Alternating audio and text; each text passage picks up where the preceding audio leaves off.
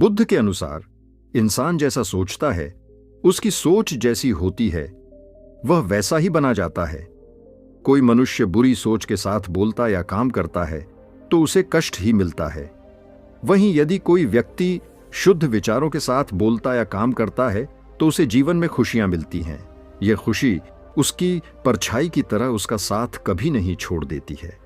महात्मा गौतम बुद्ध ने कहा है कि जीवन में हजारों लड़ाइयां जीतने से बेहतर स्वयं विजय प्राप्त करना है। यदि स्वयं पर विजय प्राप्त कर लिया तो फिर जीत हमेशा तुम्हारी होगी, इसे तुमसे कोई नहीं छीन सकता। गौतम बुद्ध कहते हैं कि व्यक्ति कभी भी बुराई से बुराई को खत्म नहीं कर सकता है। इसे खत्म करने के लिए व्यक्ति को प्रेम का सहारा लेना पड़ता है। प्रेम से दुनिया की हर बड़ी चीजों को जीता जा सकता है। महात्मा बुद्ध के अनुसार भविष्य के बारे में सपने देखकर अभी से मत उलझो। भूतकाल के समय को याद करके पछताने से अच्छा है अपने वर्तमान में रहो खुश रहने का। सबसे अच्छा तरीका यही है। जिस तरह से एक जलता हुआ दिया हजारों लोगों को रोशनी देता है, ठीक वैसे ही खुशियां बांटने से आपस में प्यार बढ़ता है, कभी कम नहीं होता है। बुद्ध के अनुसार जंगली जानवर की बजाय कपटी और दुष्ट मित्र से डरना चाहिए। जंगली जानवर आपके शरीर को नुकसान पहुंचा सकता है, लेकिन एक बुरा मित्र आपकी बुद्धि को नुकसान पहुंचा सकता है। गौतम बुद्ध के अनुसार जीवन में 3 चीजें कभी भी छुपाकर नहीं रखी जा सकती। वो है सूर्य, चंद्रमा और सत्य। गौतम बुद्ध की ऐसी कई बातें हैं जो आपकी जिंदगी को पूरी तरह से बदल सकती हैं। उनकी बताई गई कुछ जरूरी बातों को अगर आप फॉलो करें तो आपको जल्द ही इसका परिणाम देखने को मिलेगा। आप उनके द्वारा बताई गई बातों पर गौर करें। गौतम बुद्ध के अनमोल विचार आपके जीवन की दिशा को बदल सकते हैं। इसलिए हम सभी को उनके जीवन से कुछ बातें जरूर सीखनी चाहिए। प्यार करना सीखें। नफरत को नफरत से नहीं बल्कि प्यार से ही दूर किया जा सकता है। यह पहली सीख है जो हमें बुद्ध के जीवन से लेनी चाहिए। दुनिया में प्यार ही एक ऐसा एहसास और भावना है जो इतनी शक्तिशाली है कि इससे उदासी, गुस्सा और निराशा दूर हो जाती है। चुप रहना सीखें। हमेशा बड़बोलापन अच्छा नहीं होता। कभी कभी चुप रहना भी बुद्धिमानी की निशानी होती है। गौतम बुद्ध के यह विचार सिखाते हैं कि आपका काम दर्शाता है कि आप कौन हैं। यदि आप अनावश्यक ज्ञान देंगे तो कोई आपका सम्मान नहीं करेगा। इसलिए शांत रहने और अपने आसपास की चीजों पर गौर करने में ही बुद्धिमानी होती है। सोच समझकर बोले। शब्द बहुत ताकतवर होते हैं। सच्चे शब्द दुनिया को बदल सकते हैं, वहीं कड़वे शब्द दुनिया का विनाश करने के लिए काफी होते हैं। शब्दों का हमारे जीवन में बहुत प्रभाव पड़ता है, इसलिए हमें दूसरों से कुछ भी कहते समय बहुत सावधान रहना चाहिए। अगर आप 2 बार बिना सोचे समझे किसी को दुख देने वाली बात कहते हैं तो यह उस व्यक्ति पर बुरा प्रभाव डाल सकती है, लेकिन अगर आप अच्छे शब्द कहे तो इसे सुनकर सामने वाले में सुधार की गुंजाइश बढ़ जाती है। जीवन में लक्ष्य तय करें। आपको अपनी महत्वाकांक्षा खुद तय करनी होती है।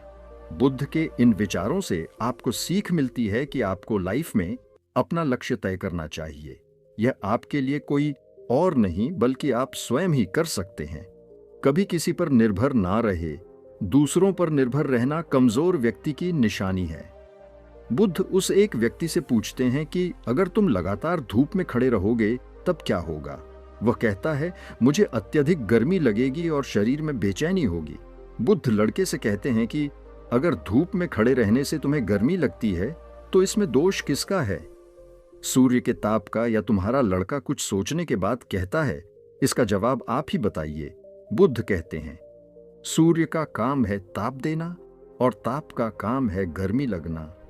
ऐसे में तो दोष तुम्हारा ही है कि तुम धूप में जाकर खड़े हुए जिससे कि तुम्हें गर्मी लगी। तुम्हें अगर शीतलता चाहिए तो तुम्हें छाव में रहना होगा। ठीक इसी तरह चंचल मन का भी स्वभाव होता है। विचारों और भावनाओं को जागृत करना। विचार क्षण भर के लिए होते हैं, लेकिन विचार से पैदा हुई भावनाएं देर तक टिकी रहती हैं। लेकिन यह तुम्हें निर्णय लेना है कि तुम्हें विचार और भावनाओं के साथ चलना है या अलग दिशा बनानी है। कैसे करें?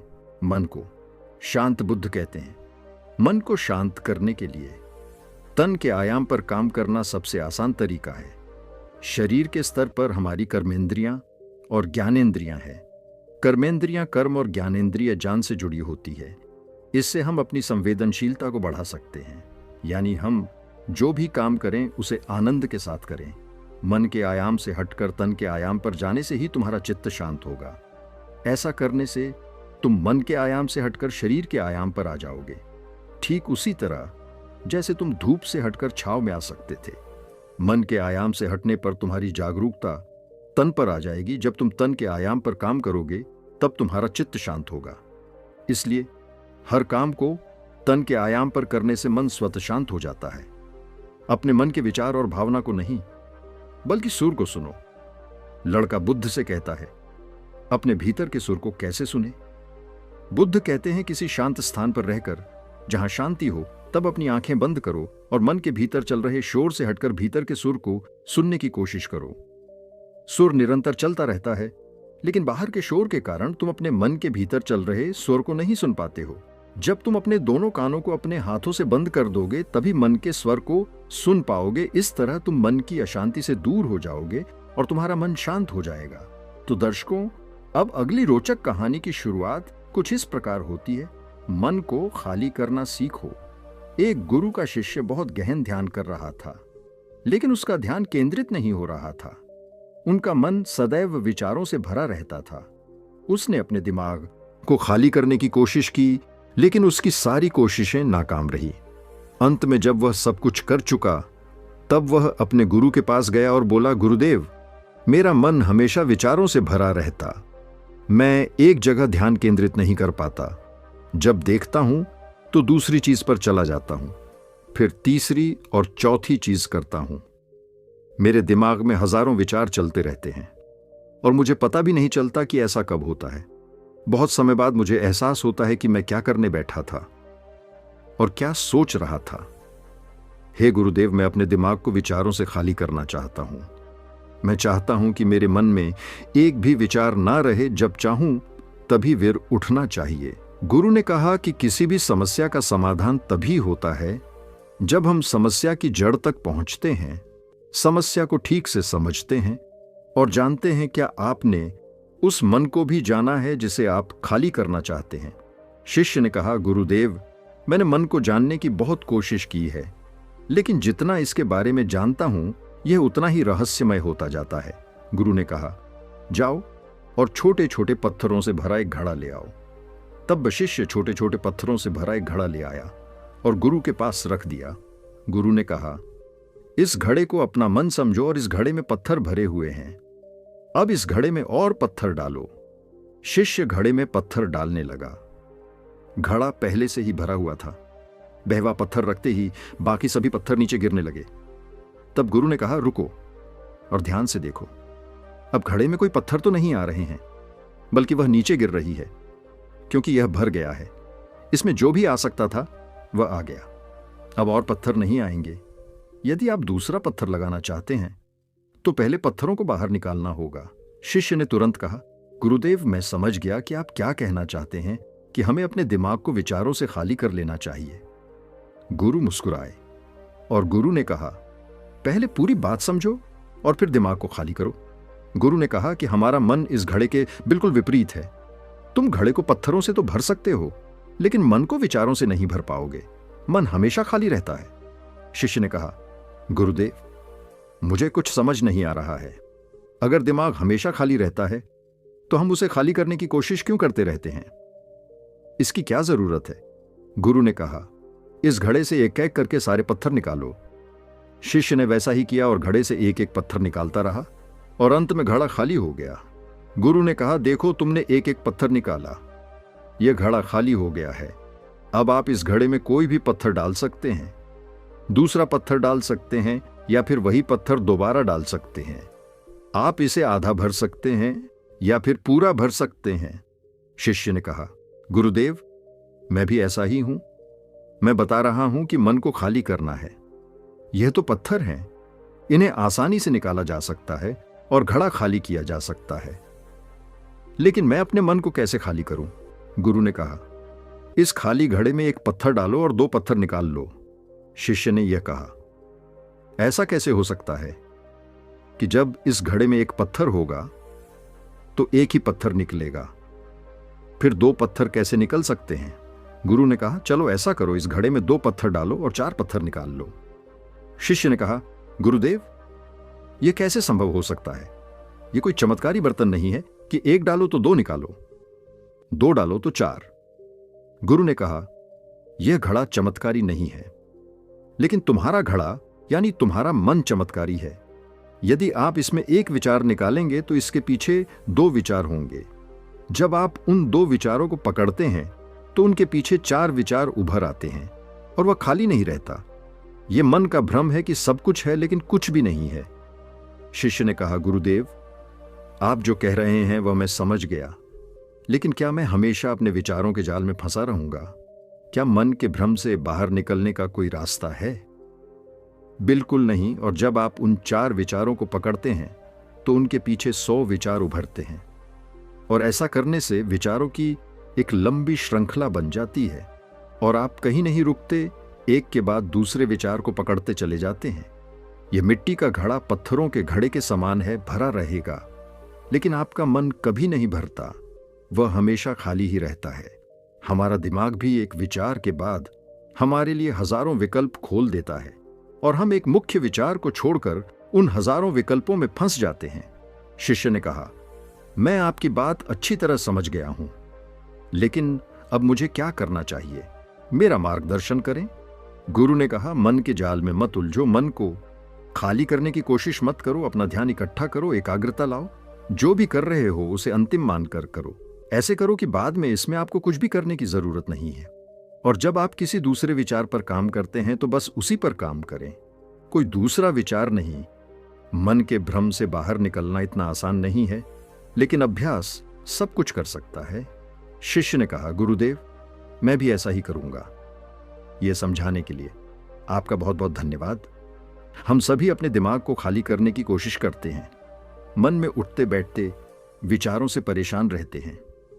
हम चाहते हैं कि यह विचार कहीं चले जाएं और हम शांत हो जाते हैं, लेकिन जितना हम इन विचारों से दूर भागते हैं, हम विचारों का उपयोग करते कि वे हमें शांत करते हैं और वे आपके उन्हीं विचारों से जुड़े होते हैं जिन्हें आप छोड़ना चाहते हैं। इसीलिए यह विचार इतनी शक्तिशाली है, जब आप सोचना ही नहीं चाहते तो आप शांत रह सकते हैं। यह तभी संभव है जब आप शांत रहने की कोशिश करना बंद कर दें और अपनी समस्या को हल करने पर ध्यान दें। ध्यान केंद्रित करें और समझें कि चिंता करने से नहीं, बल्कि सोचने से समाधान मिलता है। गुरु ने कहा, इस मिट्टी के बर्तन को पत्थरों से आधा भर दो। शिष्य ने वैसा ही किया। फिर गुरु ने कहा, अब इन पत्थरों में से एक पत्थर चुन लो और उस पत्थर की एक छोटी सी मूर्ति बनाकर मुझे दे दो। मैं जानता हूं कि तुम एक अच्छे कलाकार हो। जब शिष्य ने 11वां पत्थर निकाला और उस पत्थर को तराशना शुरू किया तो उसे एहसास हुआ कि यह पत्थर अच्छा नहीं है, तो उसने घड़े से दूसरा पत्थर निकाला। उसे वह पत्थर भी पसंद नहीं आया। फिर उसने तीसरा पत्थर निकाला, उसका रंग उसे पसंद नहीं आया। फिर उसने चौथा पत्थर निकाला, लेकिन उसे इस पत्थर में एक दोष निकला। इस प्रकार उसने लगभग सभी पत्थर बाहर फेंक दिए। उसे ऐसा करते देख गुरु ने कहा, वह पत्थर जो तुमने पहली बार निकाला था, यह समझकर उसी पत्थर की खोज करो कि तुम्हारे पास कोई दूसरा पत्थर नहीं है। तब शिष्य ने उस पत्थर को ही खोजना शुरू कर दिया और उस पत्थर से उसने अपने गुरु की एक बहुत ही सुंदर मूर्ति बनाई और अपने गुरु को भेंट की और कहा, बहुत सुंदर इस पत्थर से मूर्ति बनाई जा सकती है। मैं इसका विचार भी नहीं कर सकता था। गुरु ने कहा कि जब कोई दूसरा विकल्प नहीं है तो हम अपनी सारी ऊर्जा उसमें लगा देते हैं और उसे सर्वश्रेष्ठ बनाते हैं। जब कोई दूसरा विकल्प है तो हम सिर्फ पत्थर चुनते रहते हैं। तो दर्शकों, अब अगली रोचक कहानी की शुरुआत कुछ इस प्रकार होती है। एक किसान अपने गांव की परेशानियों से बहुत दुखी था। किसी ने उसे अपने दुखों के निवारण के लिए बुद्ध की शरण में जाको कहा। जो कुछ दिनों के लिए यहां से कुछ दूर एक गांव में आया है, वह निश्चित ही तुम्हारे सब खों का निवारण करेगा। यह सुनकर किसान बड़ी इच्छा से बुद्ध की शरण में गया, यह सोचकर कि बुद्ध उसे उसकी समस्याओं, मानसिक पीड़ा, तनाव और दुखों से मुक्ति दिलाएंगे। वह बुद्ध के पास पहुंचा। उसने बुद्ध से कहा कि हे बुद्ध, मैं एक किसान हूं, मुझे खेती करना पसंद है, लेकिन बारिश कभी भी पर्याप्त नहीं होती और मेरी फसलें बर्बाद हो जाती हैं। पिछ साल मेरे पास खाने के लिए कुछ नहीं था और इस साल भी अत्यधिक बारिश के कारण फसल को बहुत नुकसान हुआ। मेरे पास खाने के लिए पर्याप्त भोजन नहीं है। किसान ने कहा, मैं शादीशुदा हूं, मेरी पत्नी मेरा ख्याल रखती है, मैं उससे प्यार करता हूं, लेकिन कभी कभी वह मुझे बहुत परेशान करती है और घर में बहुत क्लेश हो जाता है, जिससे मुझे लगता है कि अच्छा होता अगर वह मेरी जिंदगी में नहीं आती। मेरे भी 2 बच्चे हैं। कभी कभी मेरे बच्चे भी मेरा अना और अवज्ञा करते हैं, मेरे निर्देशों का पालन नहीं करते। किसान लगातार बुद्ध को अपने दुखम जीवन के बारे में ऐसी तमाम बातें बता रहा है। बुद्ध उस दुखी किसान की समस्या को ध्यान से सुनते रहे। अपनी जिंदगी की सारी परेशानियां बताने के बाद जब उन्हें राहत महसूस हुई तो वह चुप हो गए। अब उसके पास बताने के लिए कोई और समस्या नहीं बची थी। अब वह चुपचाप बैठकर बुद्ध की ओर देख रहा था और अपनी समस्या का समाधान पाने के लिए बुद्ध के उत्तर की प्रतीक्षा कर रहा था। लेकिन बुद्ध चुप थे। किसान ने फिर कहा, हे बुद्ध, मैं आपकी शरण में आया हूं, कृपया मेरे जीवन की इन समस्याओं का समाधान करें। बुद्ध ने कहा, मैं तुम्हारी कोई मदद नहीं कर सकता। किसान आश्चर्यचकित होकर बोला, अरे यह आप क्या कह रहे हैं? सब कहते हैं कि आप सबके दोहक दूर कर देते हैं, तो क्या तुम मेरी समस्याएं हल नहीं करोगे? इसीलिए कि मैं एक गरीब किसान हूं। बुद्ध ने कहा, मुश्किलें हर किसी के जीवन में आती हैं। जीवन में दुख और परेशानियां आना स्वाभाविक है। व्यक्ति के जीवन में अक्सर उसके कर्मों के अनुसार परिस्थितियां बदलती रहती हैं, जिससे सुख, दुख, निराशा और क्रोध आता है।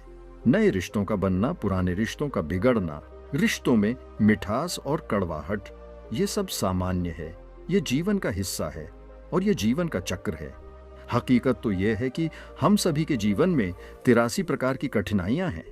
इन कठिनाई का समाधान आप और मैं नहीं कर सकते, कोई नहीं कर सकता। जिंदगी और जिंदगी में बनने वाले रिश्ते स्थिर नहीं होते। एक दिन रिश्तेदार भी चले जाएंगे और जिंदगी भी खत्म हो जाएगी। लेकिन ये समस्याएं वैसे ही रहेंगी जैसे आज आपकी जिंदगी में है और कल किसी और की जिंदगी में होंगी। इस पर किसान अपना नियंत्रण खो देता है और क्रोधित हो जाता है और ऊंची आवाज में बुद्ध से कहता है कि हर कोई कहता है कि तुम्हें एक महात्मा, एक सिद्ध पुरुष, एक प्रबुद्ध व्यक्ति होना चाहिए। मैं इस विश्वास के साथ यहां आया हूं कि आप मेरी मदद करेंगे। यदि आप मेरी समस्याएं हल नहीं कर सकते तो मेरा यहां आना व्यर्थ था। हर कोई झूठ बोलता है कि वे समस्याओं का समाधान करते हैं। आपने मेरी एक भी समस्या का समाधान नहीं किया। तुमसे अच्छे तो वह महात्मा है जो 2 वर्ष पहले मेरे घर आए थे। उन्होंने मेरे लिए यज्ञ कराया, दान दक्षिणा दिलवाई और मेरे मन को असीम शांति मिली। कुछ सुख भी बढ़े और कुछ दहक भी कम हुए। लेकिन तुमने मेरी कोई भी समस्या हल नहीं की। तुमने मुझे सीधे तौर पर मना कर दिया। बुद्ध ने कहा, क्या वह सब करने से जीवन के सारे दुख समाप्त हो गए? इतना कुछ करने के बाद भी अब आप इतने परेशान क्यों हैं? अब आप पहले से भी ज्यादा दुखों से घिर गए हैं। तात्पर्य यह है कि जीवन में दुख कभी समाप्त नहीं होते। किसान बोला, तो क्या मैं मान लूं कि तुम मेरी मदद नहीं कर सकते? यदि आप ऐसी छोटी छोटी बातों का समाधान नहीं कर सकते तो आपके उपदेशों का क्या लाभ? बुद्ध ने कहा, मैं तुम्हारी 84वीं समस्या का समाधान तो नहीं कर सकता, लेकिन हां, मैं तुम्हारी 8वीं समस्या का समाधान अवश्य कर सकता हूं। किसान आश्चर्यचकित हो गया और बोला, 8वीं समस्या क्या है? बुद्ध ने कहा, यानी कि तुम अपने जीवन में कोई समस्या नहीं चाहते। आपकी सारी समस्याएं इसी समस्या के कारण उत्पन्न हुई है। यदि आप इस तथ्य को स्वीकार कर लें कि जीवन में समस्याएं मौजूद है और समस्याएं जीवन का हिस्सा है, तो आप जीवन की समस्याओं से विचलित नहीं हो पाएंगे।